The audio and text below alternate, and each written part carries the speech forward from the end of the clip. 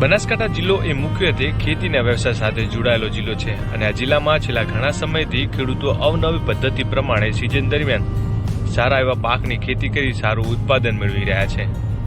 ત્યાં ડીસા તાલુકાના રસાણા ગામના અર્જનભાઈ ખાંભલિયા છેલ્લા 10 વર્ષથી દેશી ગાય આધારિત પ્રાકૃતિક ખેતી તરફ વળ્યા છે અને પોતાના 3 વીઘા ખેતરમાં પંચસ્તરીય મોડેલ ફાર્મ બનાવી 12 માસ પૈસાની આવક મેળવી રહ્યા છે।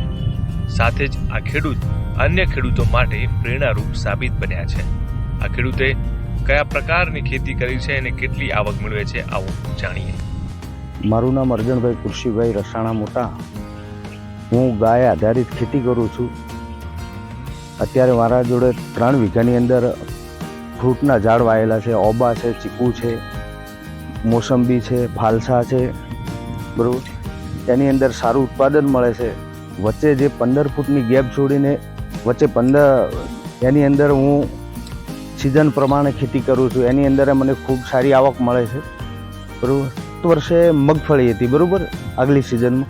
અત્યારે બટાકાની વાવેતર કરેલ છે। અંદર મગફળીની અંદર અમે 12,000 રૂપિયા ખર્ચો કર્યો હતો। એની અંદર બિયારણ છે, બરાબર, અને 60,000ની મગફળી થઈ હતી।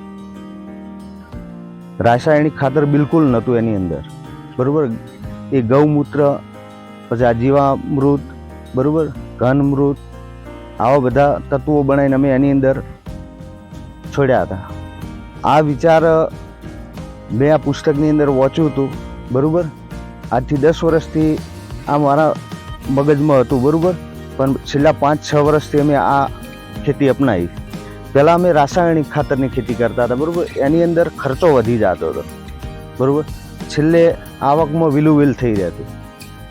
ત્યારથી અમે આ કોઈના સ્વાસ્થ્ય ન બગડે, બરાબર, જમીન ન બગડે, આ જે જમીનની અંદર એ રાસાયણિક ખાતર નાખવાથી ઉત્પાદનમાં ઘટાડો આવતો હતો, બરાબર। એટલે પછી અમે આ ગૌમૂત્રવાળું ચાલુ કર્યું। ઓની અંદર અત્યારે તો હાલ નોર્મલ ખર્ચો આવી ગયો, બરાબર। ઉત્પાદનમાં થોડો ફરક પડે છે, પણ અમે દવાઓનો ખર્ચો બચી જાય છે। હા, સમય બચે, પાણી બચે, જમીનની ગુણવત્તા જળવાઈ રહે।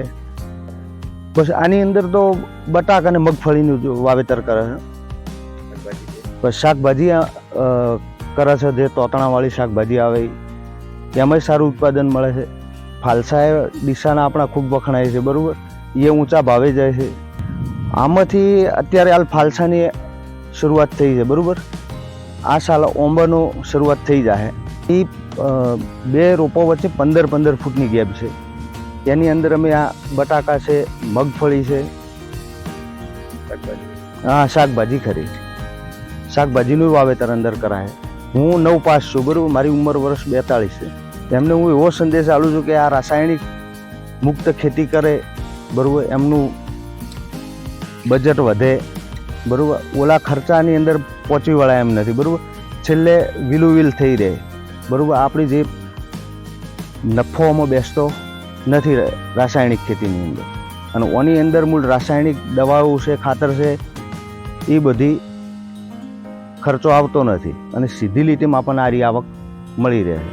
જમીન બગડતી અટકે છે, ફળદ્રુપતા વધે જમીનની, અને રાસાયણિક ખાતરથી જમીન બંજર બને છે। દિવસે દિવસે ઉત્પાદન ઘટે છે, હજારો પ્રકારના રોગો ઉત્પન્ન થાય છે અંદરથી। એટલે હું ખેડૂતોને કહેવા માગું છું કે આ તરફ વળો, રાસાયણિક ઓછું કરો, સૌનું સ્વાસ્થ્ય જાળવો, આપણું પોતાનું સ્વાસ્થ્ય જાળવો, એવી હું ખેડૂતોને અપીલ કરું। શરૂઆત બનાવતી વખતે કોઈ રોપા 150 રૂપિયાના આવ્યા છે, બરાબર।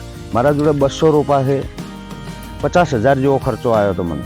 એની સામે ફાલસાની તો આવક લગભગ 3 વર્ષથી ચાલુ છે, બરાબર, એટલે એ ખર્ચો તો મારો નીકળી જ ગયો। હા, એ બટાકા છે, મગફળી છે, એની અંદર સારી એવી આવક મળી છે। હા, આ પ્રકારે ખેતી કરવી જોઈએ અને જમીન બચાવવી જોઈએ, સૌનું સ્વાસ્થ્ય બચાવવું જોઈએ।